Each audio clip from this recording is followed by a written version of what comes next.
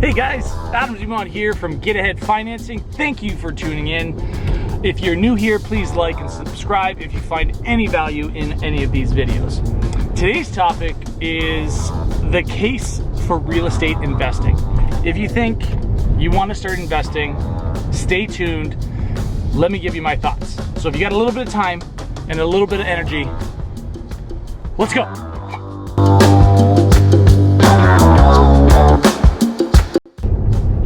Just got word that another commission check for me at my office is available. So during this new pandemic, new world we're living in, I best go get it. I should just let everyone know here too, like this is not a debate between, let's say, real estate and stock investing. I believe in both of them. I think that they both have great merits. I think you can make lots of money in each of them. But I'm a real estate agent. I've helped countless other people do this. I have rentals myself, and it is the fastest way I have found normal people with not that much money create generational wealth. So that is the reason for this video. Is I think if we're in a race to find out where we can get some significant money from, it's going to come from real estate. In particular, real estate investing with tenants. So I just have 4 single family homes that I rent out in my little area. I started out with just a little bit of money, buying the first property, fixed it up, put a tenant in there, and then slowly over the next few years, it went up in value. The market in my area jumped a little bit, and I was able to tap into some of that equity, go buy essentially 3 more houses. So with little to no money of my own other than the equity in my first house, which is, it's pretty impressive. So now I got 4 rentals, which helps stabilize my income, especially during times like today where, everyone's jobs are up in the air, whether or not you're working or not, whether or not you've been laid off or furloughed.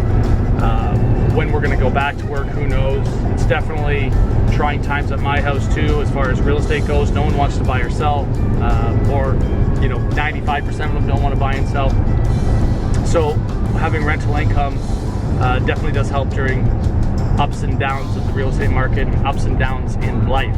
So I like having the 4. I will be buying more, and I think it's, anyone else. I was hesitant as well to get into it. I like just the commission aspect.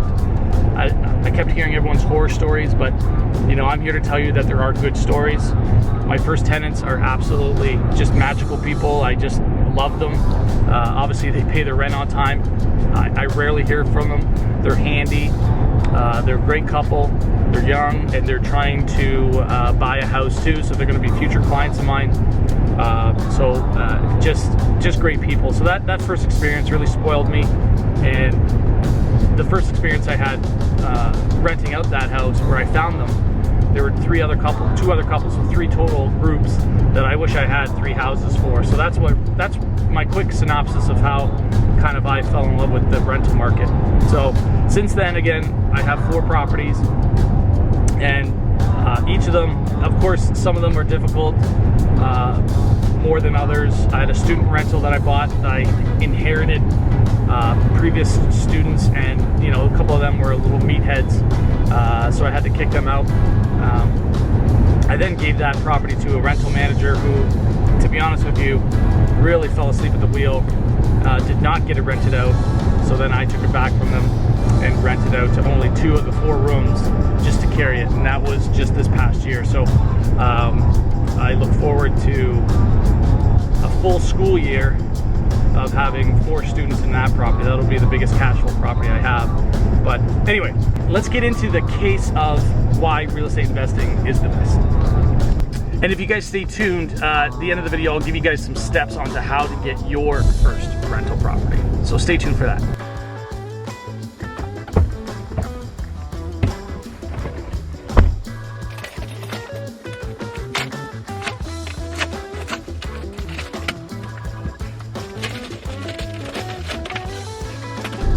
Here's a little fact for you. Did you know 89% of millennials want to own a home? But you know what's standing in the way of most millennials? Everything else. They go to school, they get married, they have to work at their job, they come out with tons of student debt, they come out with a car loan, and then they get married and spend whatever money they save up to get that, and then they rent. So the amount of people that are out there willing to rent just as millennials blows my mind. That's pretty much everyone below the age of 30 is a millennial. But if you look at a pie chart, essentially, first-time home buyers have to rent somewhere prior to them buying. The other group that really likes to rent are these lifelong renters who just, they don't see the value in owning a home. They just want somewhere to call home, but it's not their home. And there are people who are, whether they're the safety net of just working a 9 to 5, come home, pay their rent just like they pay their other bills, and then watch their Netflix and are happy with that day-to-day life.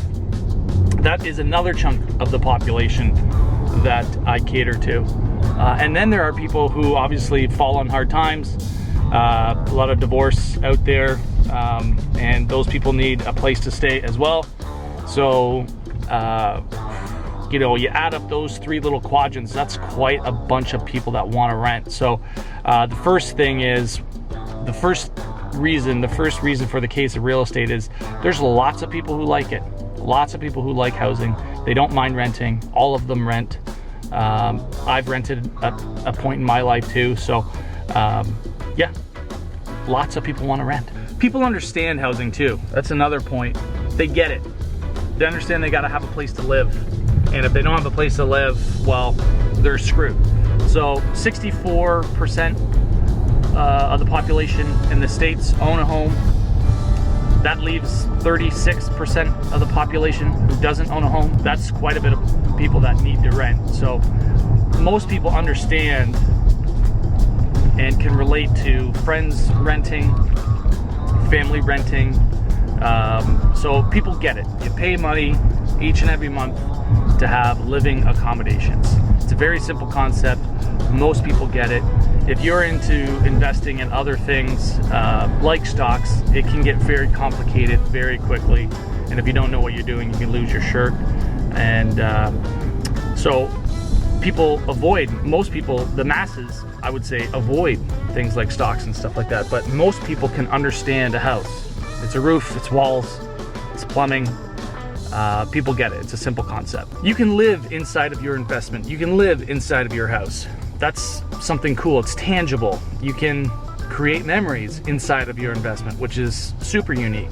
I never really, thinking about doing this video, I came across that as a point, and it got me to think about my memories inside of our first house. And it wasn't generating any rental income. We were just living there, starting a family, but that'll always be my first house. It'll always be where we started a family, and those memories last obviously forever, and those are cherished. You really can't do that with any other investment, so that's a good point. You can live inside of your investment. Leverage is another point. You can put down a little bit of money, let's say 5% of whatever the cost of the home is, and it's yours. You can then pay it down. But leverage, to me, like, that is unbelievable. You can put down, let's just use easy math, a $100,000 home, you can put down 5% or $5,000, and that investment is now yours. I don't know any other investment vehicle that you can put down 5% and get a 95% investment into something. I think that is just amazing. And if you do that properly, and if you do that over and over and over again, and build up your rental income through buying other properties, I think that's just genius. Leads me to my next point. It's equity. That 5% $100,000 home example again. Let's say you're, oh, hang on a sec, I gotta deposit it. Home ownership is like the American dream, right? Like, you wanna have a place that you can call your own. there's so many incentives to get people into buying homes. I live in Canada. The first-time home buyers benefits are crazy. We can use our retirement savings plan money to buy our first home without any deduction. That's incredible. There's other programs where there's land transfer tax. That gets waived for first-time home buyers. So there's really no other investment vehicle out there that is championed as much as home ownership is. And if you could use those tools wherever you're from to get into home ownership, and then use that home and leverage to then go buy other homes and allow other people to have home ownership too. Like, it's just, to me, it's absolutely insane if you can't use these products out there that the government puts out. Just unbelievable. So, really good point. Leverage. Use the leverage. I'm gonna say too, 9 times out of 10, your mortgage payment and taxes are probably gonna be lower if you own a home rather than if you rented. Because obviously if you're renting, you're paying for that stuff plus profit. So, yeah, it costs less money to own a home than to rent the home. The wife and I are talking about repainting some rooms at our house, and obviously we got a little bit of time here with the COVIDs. So, just gonna run to Home Depot here, see if I can find some paint. Hey man. Are your online orders ready for pickup? No, I'm just, you guys aren't letting anyone in the stores anymore? Stores aren't allowed to. No, okay. Yeah, so all hardware, that's Lowe's, Canadian Tire, All shut down? Farm Hardware, all of us, yeah. Okay, so you have to do an order on homedepot.ca. yeah. Then you'll get an email saying that, confirming that we got it. Then you'll get another email saying it's ready to pick up. Then you'll come through this rigmarole so we can get it out to you. Okay, cool. Can I get out this way? Get out, yeah, you just go all the way down and you'll exit to the right. Okay, cool. Thank you. Thanks, man. Yeah. Okay, the biggest reason why I like real estate investing is because of equity and the different ways you can make money in real estate. So follow me here. You can build up equity. You have cash flow. We know that. Those are your monthly paychecks or monthly rent checks that come in. They pay all your costs, plus they give you a little bit of profit. They pay your principal down, and your house appreciates over time. So this trifecta of wealth is why real estate is the biggest and fastest gainer of generational wealth. So let's use that example again of the $100,000 home. You bought it here for $100,000. You put down your down payment, and you know your down payment is this 95. Let's just say 95. So you have a $95,000 mortgage here, so that's the difference. And over time, your house increases in value. All the while, it's being rented out. And then this mortgage payment here goes down until it hits 0. So this little space in between is now equity. It's money that's in your home. It's like a forced savings account. Every month, every year, that equity grows and grows and grows. Houses grow usually about 3% on average every year. You pay down your principal every year, and that money left over in that equity then allows you to do more things with it, which leads me to my next point. Sometimes you could speed that chart up.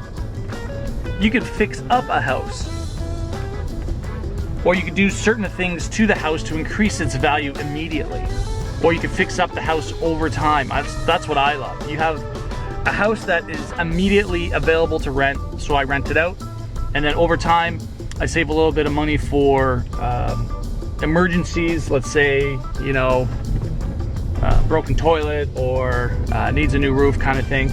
But then you improve the property. You throw in some new windows, you put down some new flooring, you replace the furnace, or you put in a new roof. And then that adds value to the home. If you ever decide to sell the home, those are the big ticket items that the next homeowner is gonna want. And if you get the home appraised and you get a home equity line of credit on that property, that's what the appraisers are gonna look for. They're gonna look for those big ticket items to be done. So to get a house, put some tenants in there, you can fix up the property, or you buy your own personal property and it needs a house. It needs some you know, some elbow grease applied to it, let's say repainted or cleared out or needs landscaping or whatever it does, most times I've seen some of the worst homes imaginable. My first renter, I'll leave a card up here showing you how I bought my first. It was just destroyed. It was terrible. But you know, to see past that after a paint job, clearing it out, and just getting new people in there, it looked like a brand new house. So if you could find a house that needs a little bit of work and needs some TLC, all the power to you. There's tons of shows out there to show you how to fix up a house.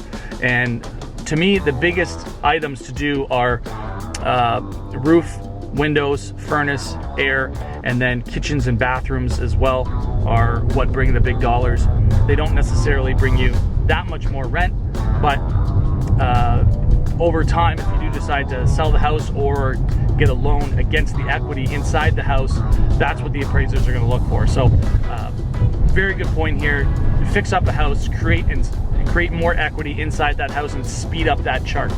I'm going to call this one insider trading.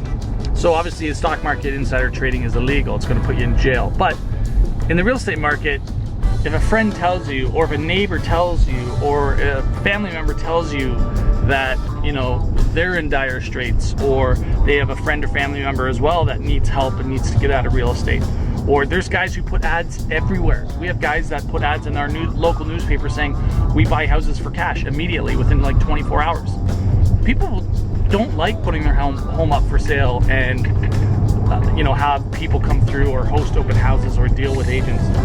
There's a good chunk of the market that just wants this thing done and sold with, and they'll just, you know, just give me my money and get me out of here. That group of people are opening up a huge opportunity for tons of us who love real estate. So if you could find out a family member, friend, or whatever, they're going through something, they need out of their house, they're willing to take a discount just to get the deal done quickly, man, that creates a great opportunity. And guess what? It's not illegal. It's totally legal. So creating a network worth of people who will tell you if there's a house that's going to come up for sale before it hits the market, or you know, this house is going through a foreclosure, or you know, unfortunately divorce happens and they got to have a quick sale. There's tons of opportunity out there, and that insider trading can create so much quick wealth immediately, because as soon as you own the home, you know you probably bought it for maybe a 5, 10, 15% discount to what it might get on the market. Okay guys, let's get into the steps on how you can get into your first home. Number one, build up or create a credit score. Banks are going to want to give you a loan, but only to people that prove to them that they can pay their money back on time without going bankrupt. So get a credit card, get 2 credit cards, get 3 credit cards, doesn't matter. Credit card companies love giving out credit cards. Use them responsibly. Pay for things with the credit card that you can immediately pay off when you get home online or something like that. Pay off the credit card immediately. But month over month, you're going to build up some sort of credit score, basically personal character that the banks can look at and go, you know what, this guy, this girl, this couple, they can pay back their debts pretty easily.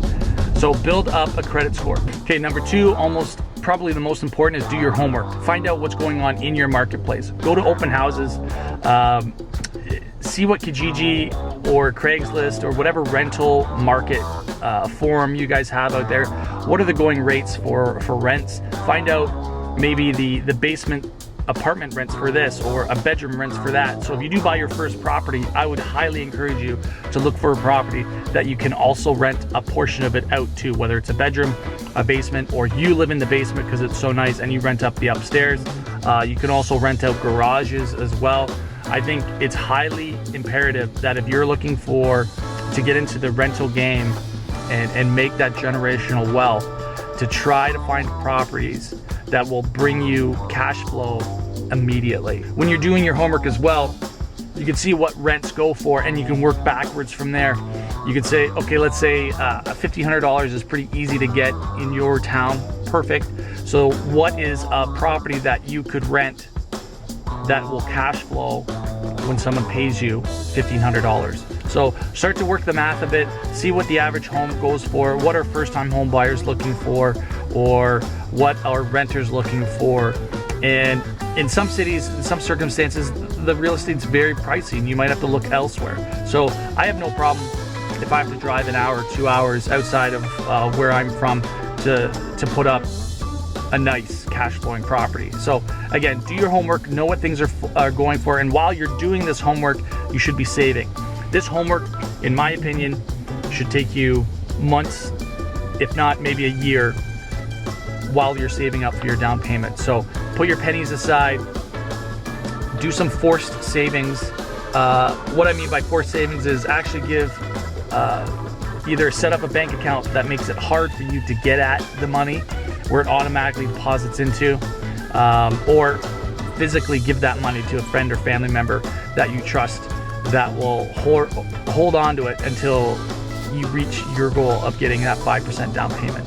So that's pretty much it, guys. It's pretty simple. Have a good credit score, do some homework, save your money, and get ready to buy your first property. So that's it for the video, guys. I hope you really liked it. If you found any value in this, please hit that like and subscribe. It's going to help out my YouTube channel so much, so I appreciate that.